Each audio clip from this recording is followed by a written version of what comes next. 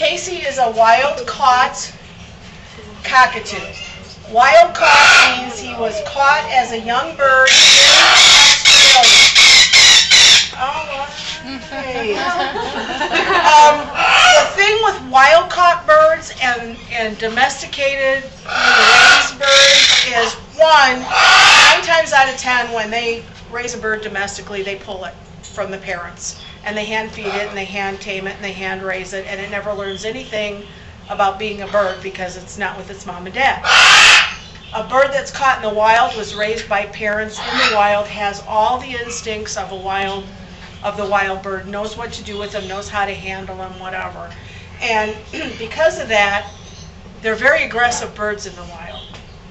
They're very cuddly, but they're also very aggressive. They kill their mates, they maim them sometimes.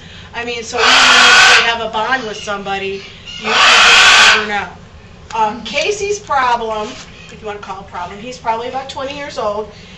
They stopped allowing them to trap birds and bring them in, import them into the United States about 25 years ago.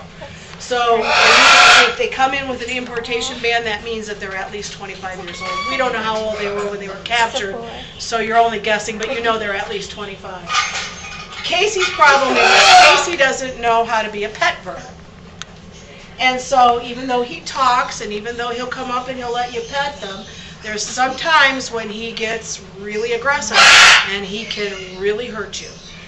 We had one volunteer here who he bit her hair and actually tore through some nerves, and so she had nerve damage. He bit me. When he's down on the bottom of the cage, he's being hormonal. Don't mess with him.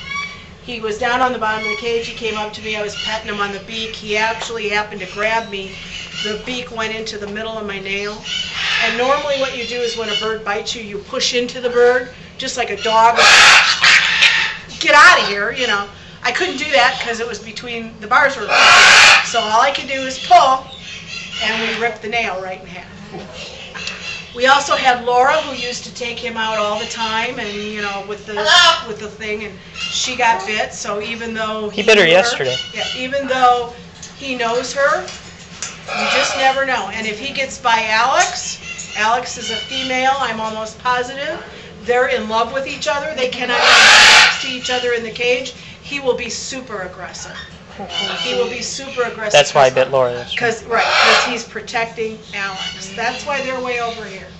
So he won't bother you. Usually, if he's not on the bottom of the cage, you can go in and change the papers and stuff. He won't bother you. But he's not a bird that I really feel comfortable adopting out to anybody. We were trying to find a place for him to live out the rest of his life in a sanctuary. I don't know if that's going to happen. They're so full with cockatoos as it is. But I don't feel comfortable in you guys really handling him either. So just know that, you know, you can talk to him and he's a good boy.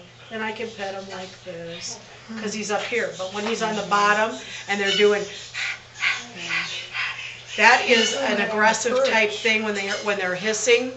They're either afraid or very, what do I want to say, excited, you know, type thing. And if they're doing that and their crest is up, oh my God, watch out.